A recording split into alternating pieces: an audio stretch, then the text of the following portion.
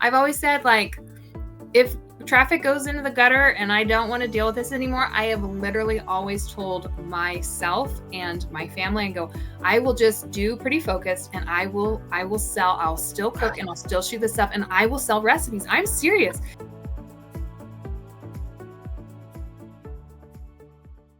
Hey, you guys, we are here with Melissa. Melissa, thank you so much for joining us. She's a blogger over at Bless This Mess, and we're going to talk about how long she's been a blogger, and really all the things. We got a whole list of things we're going to talk about today here on this podcast episode. But Melissa, why don't you just start off telling us a little bit of how long you have been a food blogger and kind of what your journey has been like? I'm like old. I'm an old school blogger. So do you remember in like 2009, if you had a little family around that time, if you were younger than that, you will not know. Everyone had a blog. So it was my first name and my husband's name and our last name .blogspot.com. And that's just like how we talked to the world.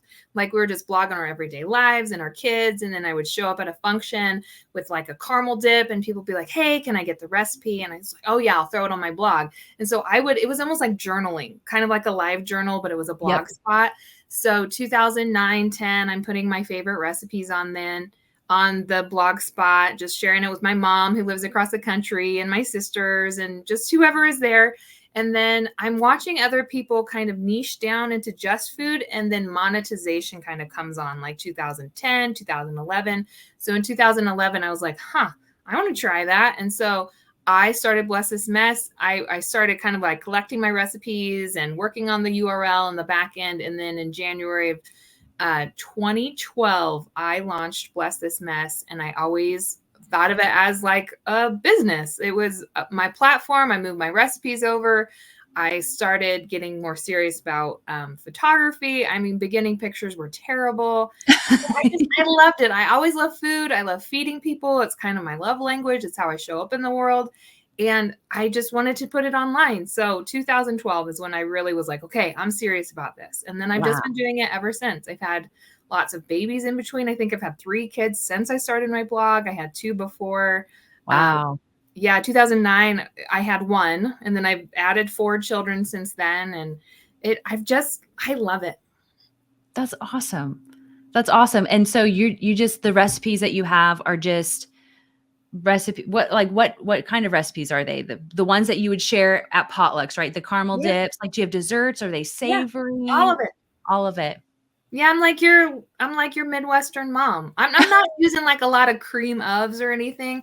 It's just like normal home cooking. We're just gonna make like chicken and dumplings tonight. That's on my list. I made fried rice. I'm gonna do, you know what I mean? My meal plan this week is like fried rice, chicken and dumplings. I'm gonna do a roast in the slow cooker and then turn it into tacos the next night, and then some kind of pasta. Like I'm literally cooking the most normal food. I have 5 kids.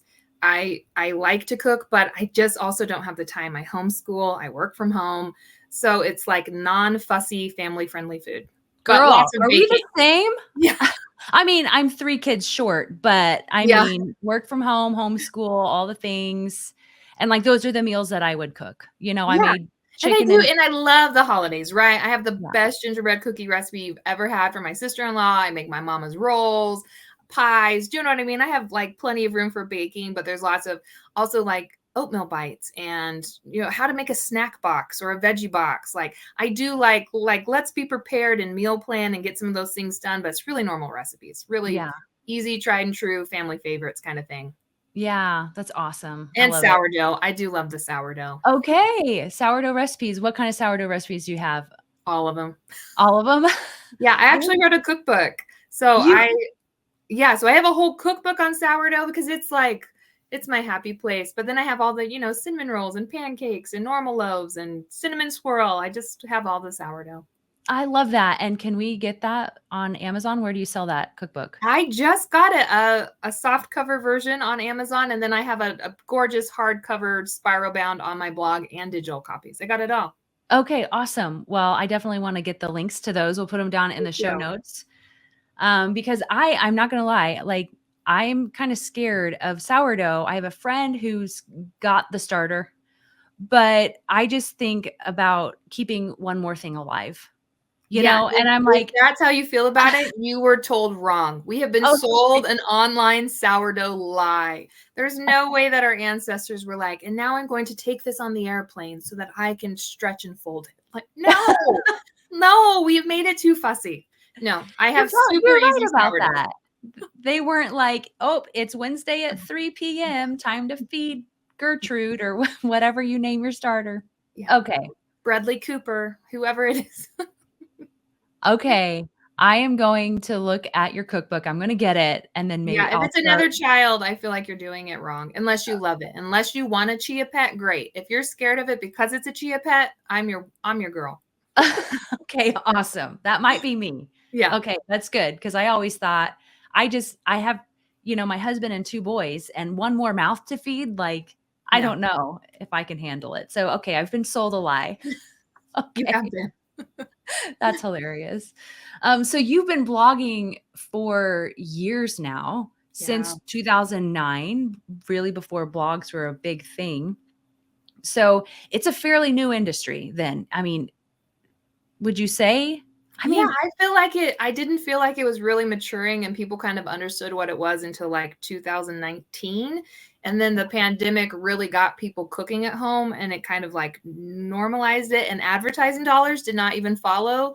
They were still spending in 2019. It was the first year that television, they spent less on television ads than they did on online. And who was watching real TV in 2019? So I feel like the industry has been a little bit slow to mature, but I think it's there. yeah.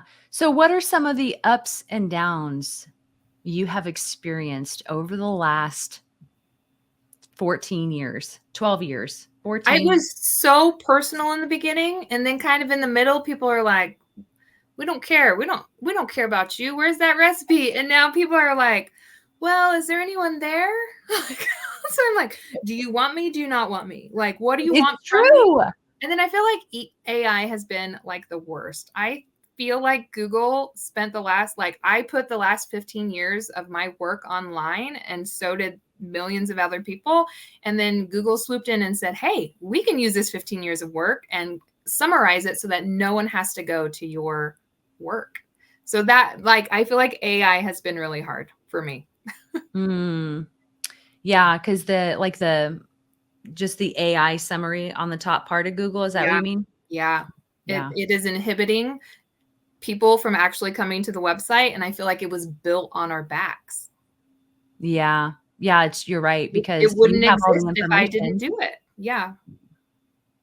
So, what are you and what are food bloggers doing to kind of combat that? Because, I was just telling our grads today, like, this is bloggers' livelihood. They have been doing this for years. There's no way they're just going to roll over and let things happen to them. Like, you have worked far too hard. This is your family's, like, this is the freedom, flexibility, financial, like, this is what your family does for a lot of food bloggers. And so, I don't see food bloggers just sitting idle by and being like, well, we tried.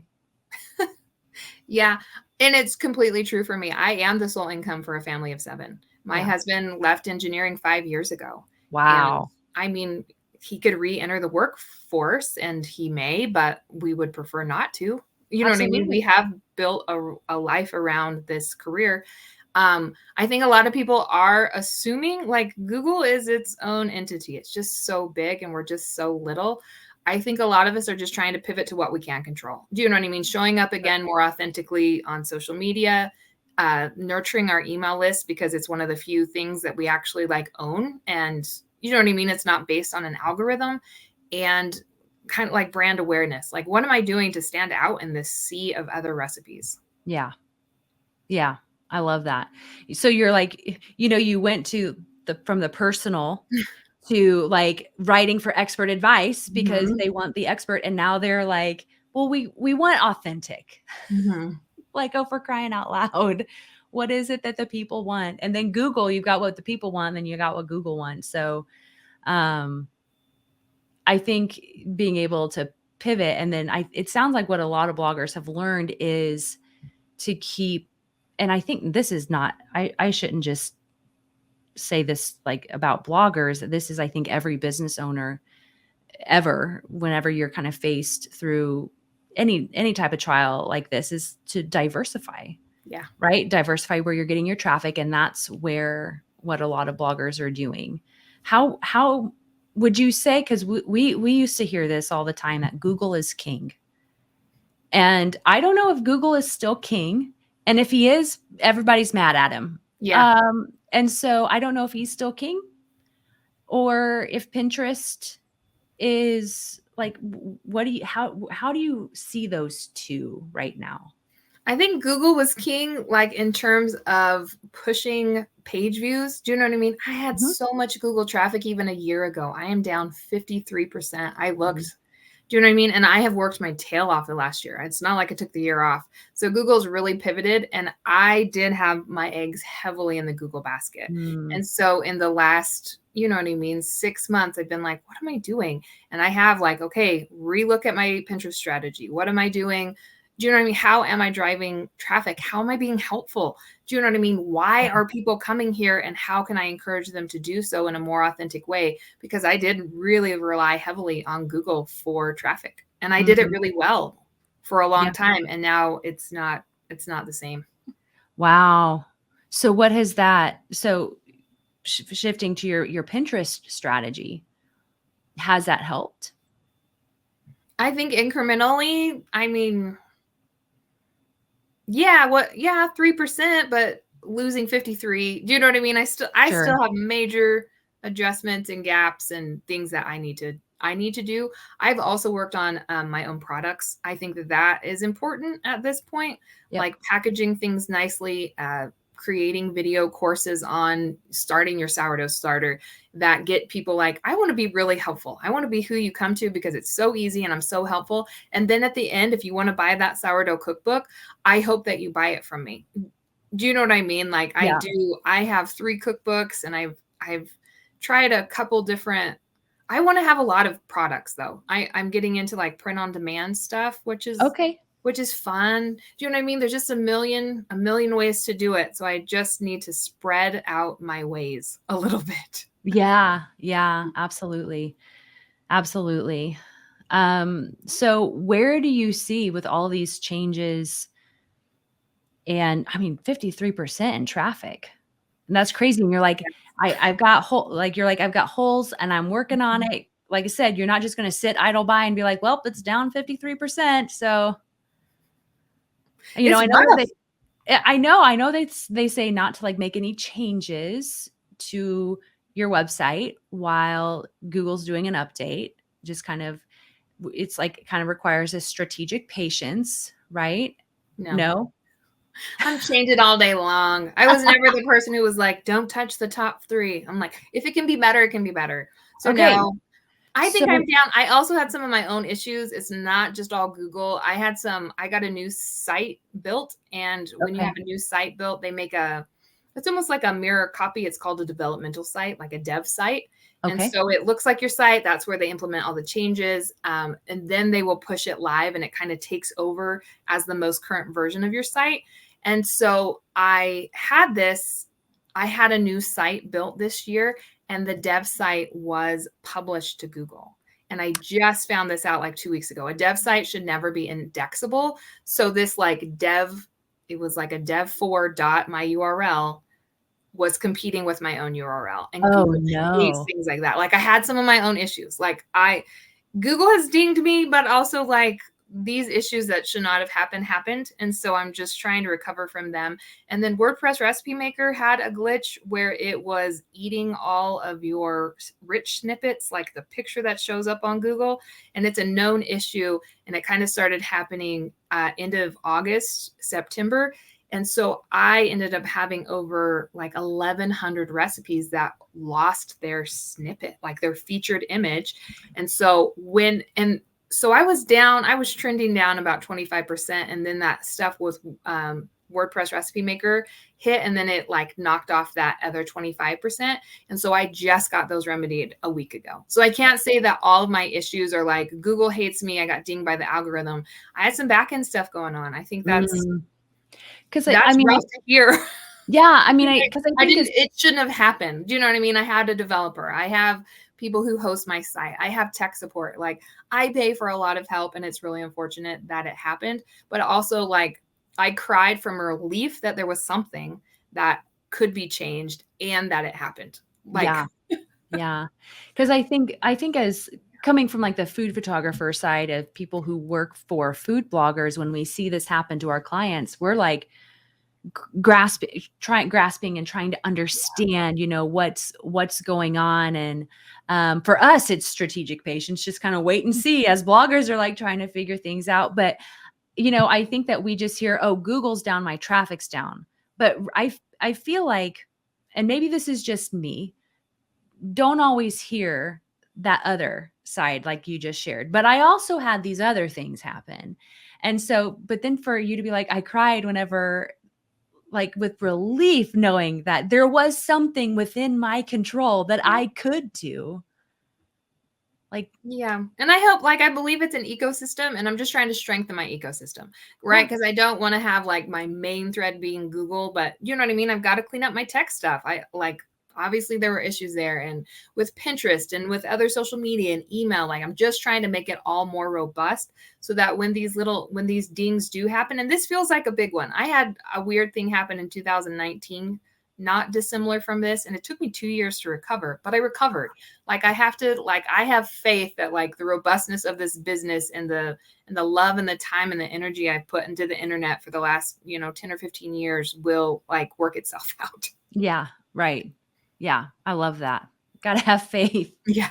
Don't have faith. What do you have? A lot And of so tears. I love that. Huh? What was that? A lot of tears. A lot of tears. Yeah.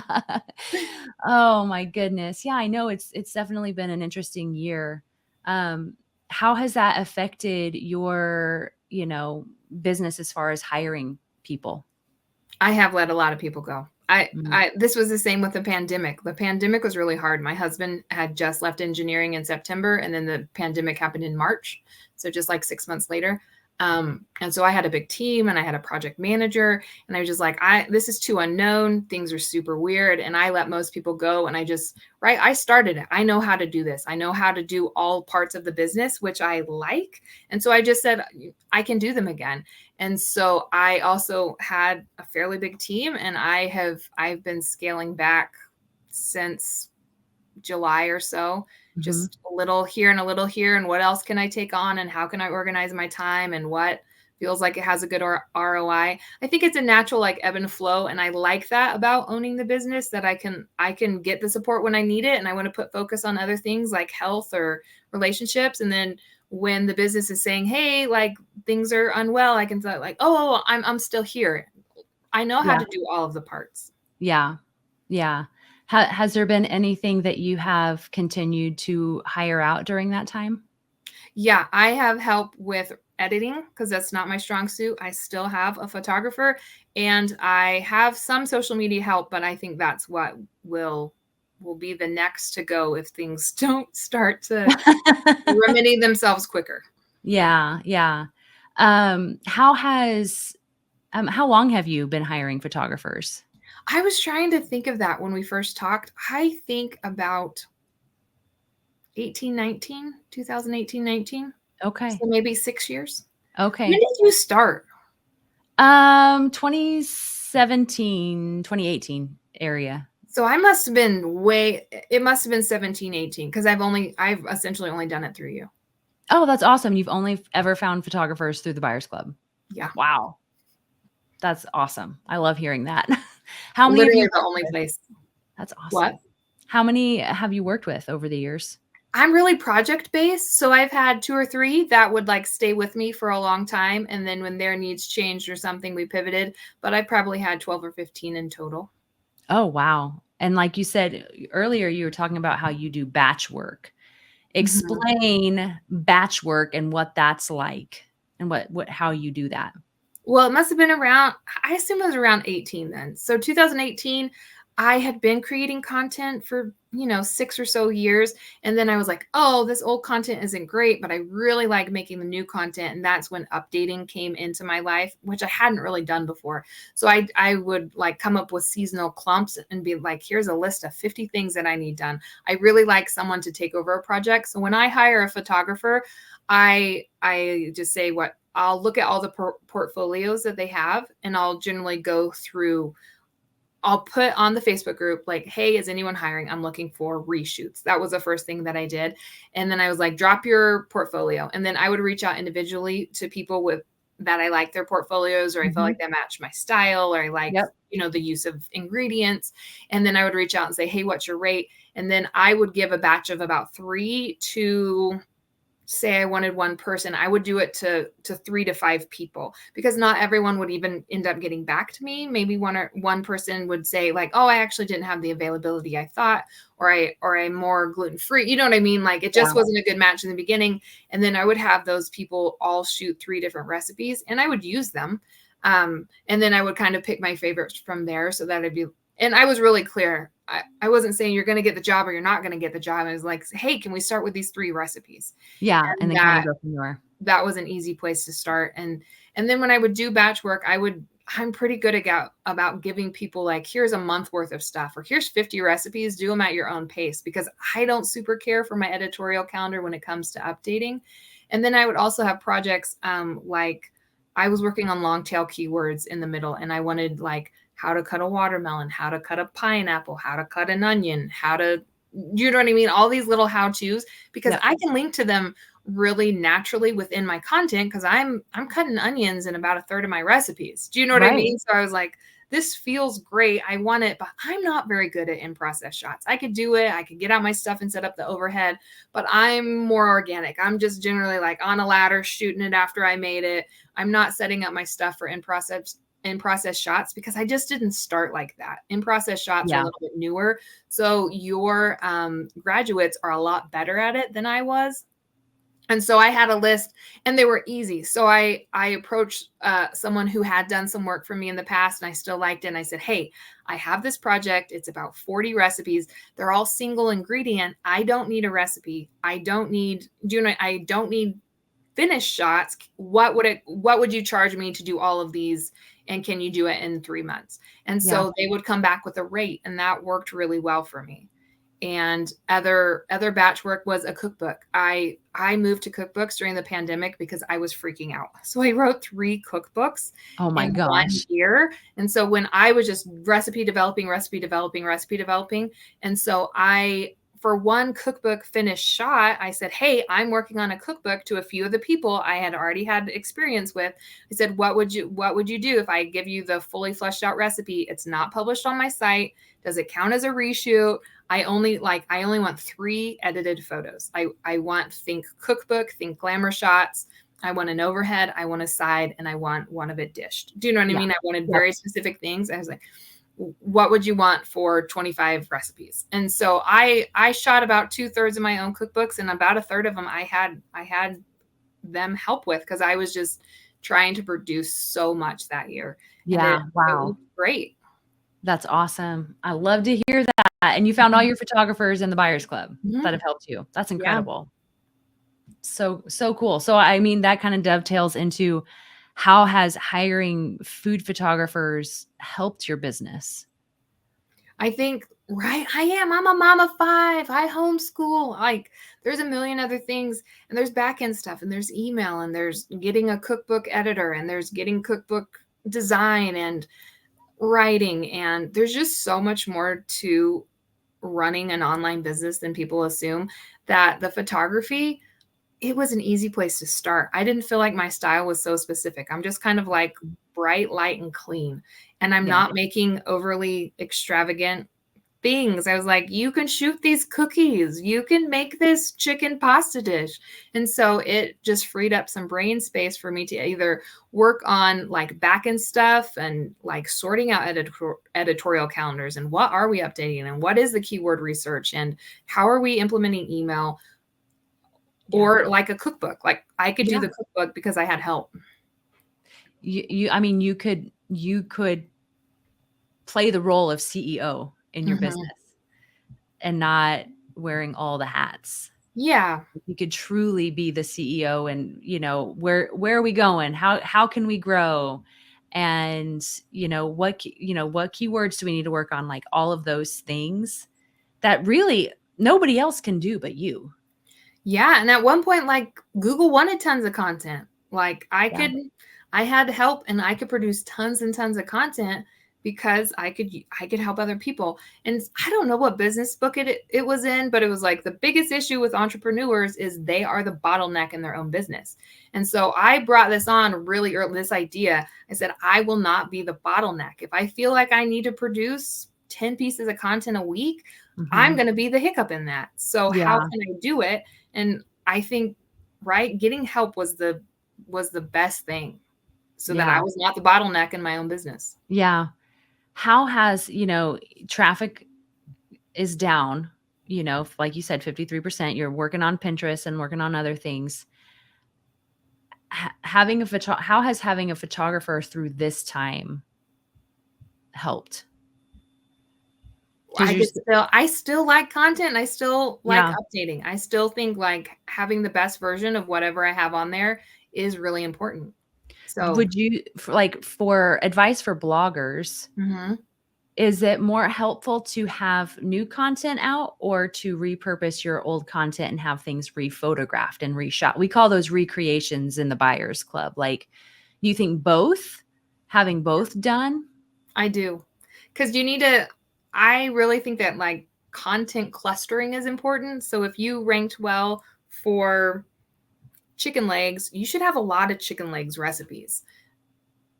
Okay. I think that has helped in SEO, but also for like brand awareness. Like I can tell you, like, I know who the cookie girl is. I know who the sourdough girl is. Do you know what I mean? Like people have like kind of made a name for themselves within niches. And I think it's important to stay relevant in that because I had some keywords or some things that like, I did this in 2015 and 16 and I had all the recipes, but then I stopped making recipes around them because I made 15 granola bar recipes. Yeah. And so I think that like updating those so that you can be like, hey, remember, I'm really good at this and I'm still creating new content around it because I'm staying relevant in it. So I do think, but also in the last 2 years, I have bought other websites.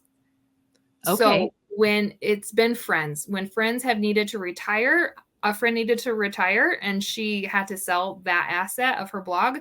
I bought her blog and then another friend got divorced and moved states and got a more traditional job. And she was like, hey, I would you buy this too? Because she had known I had bought our other friends. And so I'm running 2 other smaller websites and they aren't my meat and potatoes. Like Bless This Mess they're about 1/10 of the size. But now I have 2 things that were 1/10 of the size. So I now have a new like 20% income, like pay raise. Do you know what I mean? Sure. Bless This Mess is now only creating 80% of the income when the other 2 are creating 20%. And so having a photographer has also helped me manage these other 2 sites that are not my bread and butter. And they're like, I put a lot of effort into Bless This Mess, but I'm not going to let them die. So they're helping me to update all these other recipes that weren't even mine. Yeah. Oh, that's great. It's been really able to have now 3 sites that you can better manage because you have the help. Yeah. From photographers. I love that. So for you, your biggest needs, would you put more weight on exclusives versus recreations, or do you see them as like equal? You got to update old content is just as important as you got to buy, or produce new content. I do. I'm not currently buying a lot of original content just because I like that still. I have occasionally bought content. Like if people pop it up there, I'll be like, oh, I didn't know that I needed that and I like it. And then I have to go through that. Like I bought one guy's and he's who I still work with. We've worked together for a long time now, maybe 2 years. So I had bought some of his exclusives and I really liked it. And then I was like, hey, do you have room? Can we work together? What do I need to do for you to like work a lot with me? I love that. So, Yeah, I do. Hey. I think that if you are blogging, you need original content, whether you bought it or whether you're creating it, and you need to be updating your older stuff. And two, I think of updating older stuff as like a batting average. If you have 100 posts on your site and 50 of them are subpar, your batting average is being pulled down by those other ones. So you need to be getting rid of that content. And I have almost 2,000 recipes, and so I had almost 3,000 recipes. So in the last year or so, I have probably deleted or unindexed about 1,000 things that I just said, this is not relevant. I made a radish coleslaw once in Wow. 2011. Like I don't want to be known for radish coleslaw. I don't want to make again. I don't know why I ever put it on. You know, some of those old weird ones. I'm like, nope, that's Never heard of irrelevant. that, I'm but excited about it. yeah. And like old stuff like my kids' birth stories and remodeling our house, like some of that I've just indexed because I want that batting average to be raised. And I think the batting average is the page views. Like if you have 100 pages that are getting 10 page views or less, you need to look at them and say, am I keeping this? Am I updating this? Like there's just not a lot of room for that heavy content that's not helping your site to live there anymore. Yeah. Well, I mean, it's not making you any money. Like every blog post is, and I mean, in my mind, every blog post has potential to bring you money. Like you can make money on every blog post. And so if you got a blog post that has potential, right? Yeah. But the photos are terrible, it's not optimized, it's costing you money probably. I agree. I Invest think of in it as a batting average. I think it's bringing it down. Yeah, invest in a photographer to reshoot it and you'll see the return on your investment, Yeah, and you a lot know? of them are willing to write stuff too. I have found photographers who I said, "You made it." And the one I'm working with, his wife happened to graduate with a Mhm. writing degree, and he was like, "Hey, I think like we can offer a lot to you." I'm like, "Good. I'm so glad that I found you here and that you can shoot it." But your Yeah, wife made it too, and so she's been writing posts. I'm like, "Great. You made the recipe. You wrote it. I mean, you that's ate it. awesome. You enjoyed it. Like I want to know about it from you." And I don't have any Wow, problem with that. that's awesome. I know Yeah. exactly who you're talking about. What I love, I just have to say about, like, Pretty Focused is that, you know, like photographers are coming alongside serving food bloggers, Mhm. helping you guys grow and scale your business, and in turn, you hiring them is helping them create a life of freedom and flexibility that is the same reason why you wanted to be a food blogger and you created that life. And so I love that it's just people helping people to continue to have that life of freedom and flexibility that they want to have, and that I think in this industry we're so fortunate to have. Like I with your husband leaving in 2020, and you've heard of the great resignation, right? Where so Mhm. many people were leaving their jobs and they were coming home. And that happened with my husband too. And he left in 21, and when he came home March of 2020, it was like, what have we been doing? What have we been doing? We weren't homeschooling then. We decided to homeschool in 2020, and it was like, I don't wanna go back to that.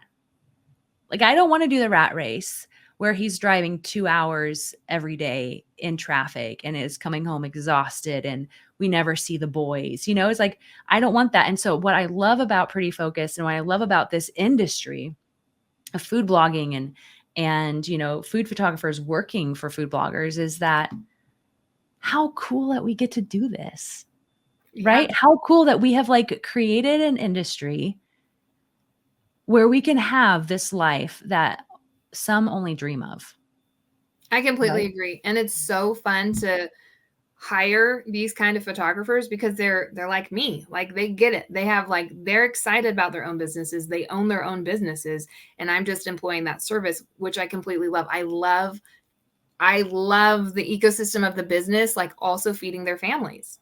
Yep, literally. I think it's so cool that we get to do this. Like, yeah, some days are hard Mhm. and there are definite challenges, but I think it's really cool that we get to do this, I you completely know? agree. It's the coolest thing. So, what trends are you seeing in photography that you would say photographers need to be aware of? Any new changes, like maybe styled process versus unstyled process? We've seen that. Ingredient shots are still important, right? That's not going anywhere. Hero variety, keywords when you purchase a recipe. Are you more concerned about photo quality or like keywords? Like what's important? It's honestly probably keywords Okay. and how well it matches my site, Okay. because some of them I don't do super specific holidays very often. Mm-hmm. So I'm probably not going to buy like a cake pop that's like the cutest Easter eggs ever. And cake pops are like maybe a little bit fussy for my audience. Do you know what I Yeah. mean? Like, I'm just not gonna like, I'm gonna make a cookie bar. I'm not gonna like handcraft this cute chocolate. Like, I love it. I Yes. love to look at it, but like my audience isn't gonna do it. And I'm probably not gonna do Easter themed ones or basketball themed ones. So like overly specific, I'm probably not doing. Okay. And then there are some things like I have some content buckets that like if it fits, I'm like, ooh, I should buy that. Do you know what I mean? And so I have some things that I just really like. And if there's content around it, I'm like, oh, I didn't think about that. I didn't think about that kind of cornbread or, gingerbread or whatever it was. So I'll generally snatch those up pretty quickly, Okay. regardless. Yeah. And of course, like the photo quality, but then some of them I'm like, if it's just completely showstopper, I'm like, oh yeah, I mean, I would maybe make that, but I just want to look at it. Yeah. Right. I think that I actually care more about what the recipe is than the photos. Okay. But if the photos are absolutely incredible, I would consider buying them just for like wow factor. Okay. But I don't have like, I'm not a wow factor photographer myself. So I think that I would be like, it would fit, but I would also be like, this would perform well on social media because it's so beautiful. Yeah. How about like keywords versus photo quality? Maybe not. People Maybe who are in not. the group have great photo quality. They have great photos. Maybe the word I'm looking for is the food yummy? Do you know what I mean? Like, because you can have a good photo, but does the food look yummy? Right? Does that make sense? Do you see those two as equal, photo quality and food is yummy, or do you see them as different? I think the same. Okay. Yeah. That's good to know. So do you have, because every blogger kind of has their own keyword strategy. Mm-hmm. Is that right? You're kind of looking for a specific number. This is the hard part, is that photographers do keyword research and they're like trying to find recipes that fit within this criteria that's going to really fit the widest range of food bloggers, right? You'll have like, some that can do smaller keywords, some that can do bigger keywords, or more higher competition, I should say. But trying to find that sweet spot is a challenge, I would say. I think that people should shoot what they want, because as like someone who's pretty good at keywords, I'm gonna name it something else anyways. Odds are, like, anything that I've seen that's like, oh, we did the keyword research and it's this, and this, I'm like, I wouldn't pick any of those. So I'm not super worried about the keyword research from the photographer, because if you are making a lemon blueberry loaf, like if it is a quick bread that is in like a loaf pan, and is those like, am I doing blueberry lemon? Am I just doing blueberry with lemon? Do you know what I mean? Like, there are so many nuances to this that I'm going to do my own research, that if the recipe is just like, oh, that sounds good and it looks good, I'm not worried about your key research. That's just like my personal opinion. Well, I think that's great. Because it's hard, because we want to create content that bloggers want to buy. Don't do radish coleslaw. Don't do radish coleslaw. Don't do radish slaw. Most other things fit. Yeah, because you want to have, I think this is every business owner ever, is you want to have a guarantee. Is my time worth, like, am I going to get a return on my investment if I make this recipe? What if it doesn't sell? Do you know what I mean? And so we want to create content using keywords that's valuable to bloggers. But what I tell photographers is that, like, yeah, you can use this strategy. Bloggers are probably going to rename it. But at the end of the day, we are not food bloggers, and you can't get like in the weeds of a food blogger's business, especially if you are like selling to the masses. You don't know all of those strategies. And so at the end of the day, making sure that you have killer photos is what our job is. Because if you try too hard in those other areas, then man, I think maybe you can spend too much brain space, like too many calories are burned trying to figure out the key words, whenever really you should have saved the mental energy for the photos themselves. Does that make I sense? completely agree. Yeah. Yeah. So how do you pick your recipes then? On my site, Yeah, on your site. Is it my editorial calendar, I do lots of things. I am currently working. I just spent the last year updating everything. wow. Like, And then in a few years you're going to do it all over again, right? yeah.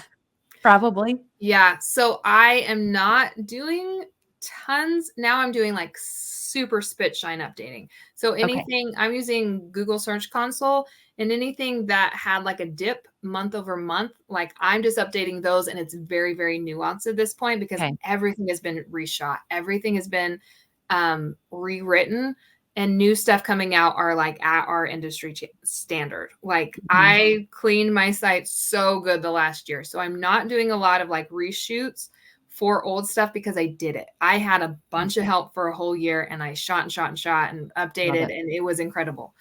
And so now I'm doing more content clusters. I think that Okay. I used to do that and it worked really well. And now that everything is in really good shape, like I touched every single post. I mean, 2,000 something of them. And now that I did that, I'm doing new content that is content clustered and just very strategically updating very specific things. So when you say content cluster, is that the same term people use for content pillars, where they're like, I'm going to do cheesecakes, or I'm going to do whipped creams, or I'm going to do spaghetti recipes or Mhm. whatever. That's what you mean Yeah. by content clusters. Yeah, and I might do like ingredient based, like maybe all lemon blueberry, or I might be very specific and do all cornbread, or I might do all air fryer, or something like all high protein. High protein is really trendy. Do you know what I mean? So it could be fairly Cottage cheese, specific, but everything. it can be as wide as air fryer, and I'm going to get a lot of air fryer content. Or I'm just going to do general high protein, and maybe it's high protein snacks, maybe it's high protein meal prep. Like, yeah, the content pillars are, I just think of everything as buckets. Okay. Okay. Yeah. That's what I have heard that bloggers are kind of moving to, is that because then you're known for those things, like the Mhm. sourdough, then you become known for that. You become the sourdough lady, right? Yeah. Or you become the cheesecake lady, or you become the lady with whipped cream. You need to know how to make whipped cream. This is where you go, you know? Yeah. I have a friend who did muffins, bakery style muffins, and it was so fun. And literally, if I need a muffin, I go, oh, I think that she'll have that. And I go and look. Do you know what I mean? I think that Yep. there is value to like kind of like being really good at what you're really good at. Yeah. Niching down and having like in Great by Choice, or Good to Great. I don't know if you read that book by Jim Collins. He talks about the hedgehog concept, right? And Yeah. that's basically what it is. You can do everything, or you can be good at everything, or you can be great at one thing, right?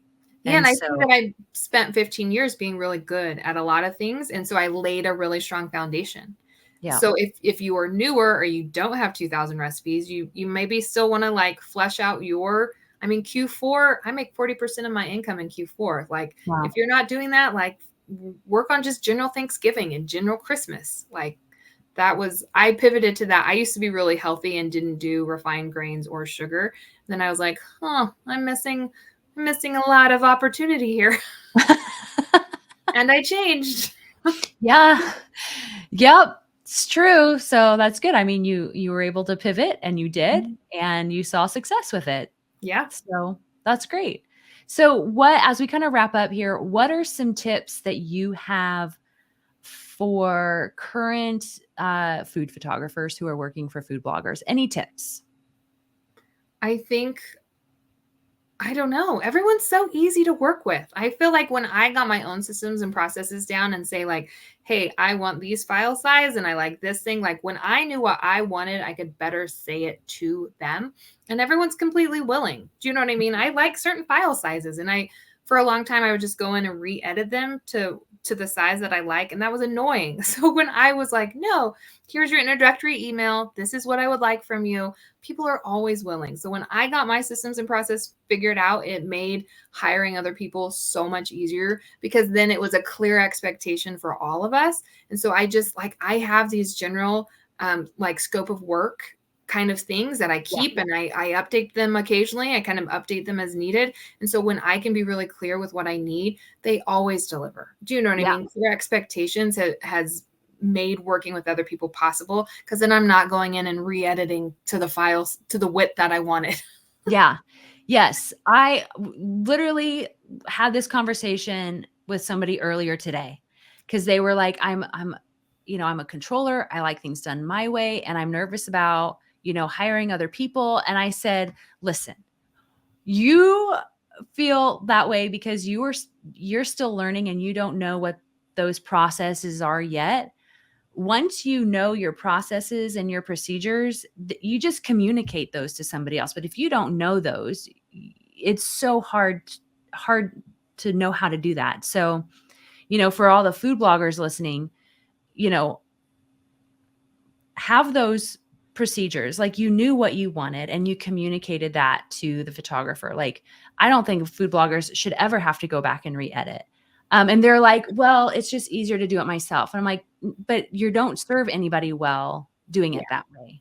Yeah. And I think editorial calendar and timing, like being really clear on your timing. Yep. Like I work 6 weeks out in advance. I'm not working 6 months, but like I need to have like my stuff, like if I'm shooting myself or from someone else, I need it about 6 weeks, because it takes me a hot minute to write it and then to figure out my social media. And so I just know that about myself. So I just say like, okay, if I need it done 6 weeks before I'm posting, how much time do you need? Do you want me to drop, you know what I mean, 25 recipes and you're picking 3 every week, and then I just refill your list? Like how, like workflow is really good to understand on your end, and then ask other people how they do. Like, are you shooting once a month to get all of my month stuff done? Are you shooting every week to get the week stuff? And do you know what I mean? At what rate are they shooting, and at what rate am I using it? And so having a good workflow in that is really helpful too. Yeah, that's so good. I love to hear that you have like a welcome email where you're like, this is where I put out the expectations. And photographers love that. Honestly, the more information you can give them, the better. I can't tell you as a photographer going into, I mean, even before food, right? Going into an event or a wedding or, there's a reason why you do a location scouting, because I don't like going into something and not knowing what to expect. And so, and this is how we train the photographers and Pretty Focused, is to know like the end result, and to kind of know how photos are being used and everything. But we like to know things because we want to make sure we're producing stuff that you want and that you need and that you're going to see value in. And being able to communicate, I need the file size like this. I want to edit, can you readjust some of your editing to look like this? I think maybe food bloggers don't realize that they can request that. So if you're listening, here's your permission that you can request that from a food photographer, and they will actually really appreciate that, because they want to keep serving you better. They want to make sure that they're providing you with value. So communication is so important. And I think like a feedback system is really good too, just so like you're not annoyed and be like, this is what I expected, but also like, don't be the bottleneck in your own business. Like, I feel like people who micromanage are always going to be dissatisfied, because of course you could have done it better, but I also didn't have to spend that time and energy. I put it somewhere else. So I maybe it's a type B personality. I don't think I ever micromanaged, but if I ever feel a little bit like I I just don't. Like, I think that people stay with me for a long time is because they have creative flexibility. And as long as like file sizes are great, images are sharp, it looks ooey gooey, you didn't burn it, like you need creative freedom too as a Yeah. photographer. Like I was a Yeah. photographer, right? I hated when brands, if I was doing brand work, were like I'm like, no, like let me be like an artist here too. And so Yeah.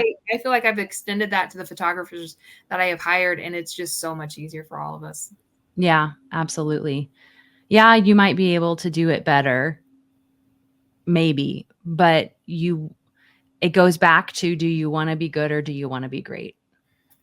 Yeah, and were you gonna get it done? I wouldn't have gotten it done. Yeah. Sure you can do Kind of sure could you have can done do it, it. but I wasn't gonna do it. Yeah, nobody's saying you can't do it. We know you can do it, you know what I mean? But like, what is, as a business owner, what is your goal? And so, this was a struggle for me too, as Pretty Focus kind of went to uh grew, um outsourcing and asking for help in certain areas. Like, I get it. I want to have all the answers. I want to be the one to do all the things, because I just, I think it goes to like a little bit of imposter syndrome. Like, if people know I don't do all the things, then I'm truly not good enough. And what I have found though is that outsourcing and delegating is really what makes you a leader and a business owner, instead of just creating a job for yourself. You know what I mean? I can't, and I really think I remember that, like, the moment where I just kind of let it go and was like, you know what? No, I need help. It's okay that I need help in those areas. And it's okay that I need help in this area. And it's okay that I don't know everything. Um, nobody is holding me to that standard except myself. Right. Yeah, and I think from a scalability factor, like I only have so many hours in the day. So if I Yeah. can get help, it changes the dynamic of everything. Yeah. Yeah. It's so true. It's so true. Well, do you have any advice for food bloggers who are looking to hire food photographers? Or maybe they didn't even know that that was a thing and they could do it. What advice do you have for them?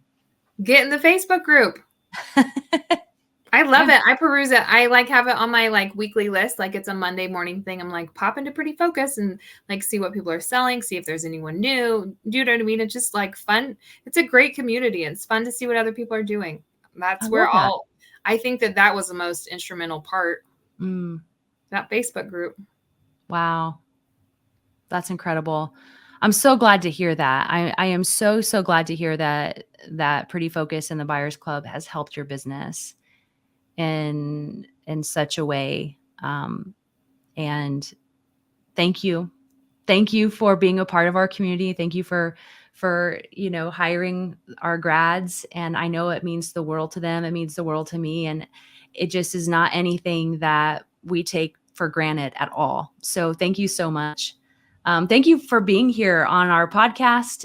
It's so exciting to be able to talk to food bloggers and kind of get some deeper insight into the industry and how everybody runs their food blogs. But any closing, any words that you have? No, your photographers are the best. I think that if anyone is curious or wants to like try the stay at home, work from home lifestyle, I just think having a course that's saying this is exactly how you do it. I've always said, like, if traffic goes into the gutter and I don't want to deal with this anymore, I have literally always told myself and my family and go, I will just do Pretty Focused and I will sell, I'll still cook and I'll still shoot the stuff and I will sell recipes. I'm serious. This has always been my backup plan. I think that it sounds absolutely lovely. I've had my sister take it. Like anyone who's interested in like staying at home or working from home, like they should take it. Like this, if you like food and you like pictures, do you know what I mean? Like you can learn the camera. I feel like the pictures aren't even it. Like if you like to cook at all and think that you have an interest in this, like I just think that more people could do it and find success and enjoy this lifestyle. It's literally my backup option. I was like, I'll just sell my recipes and photos to people. I'm serious. I've always said that. Oh my gosh, that's If it gets to awesome. be too much, I'll sell my blog and just do this on the side. Oh my gosh, that's crazy. I love it. Well, Melissa, thank you for being here. You guys, we've got the links to Melissa's blog and her cookbooks in the show notes below. So be sure to check those out. You guys have a fantastic day. Thank you.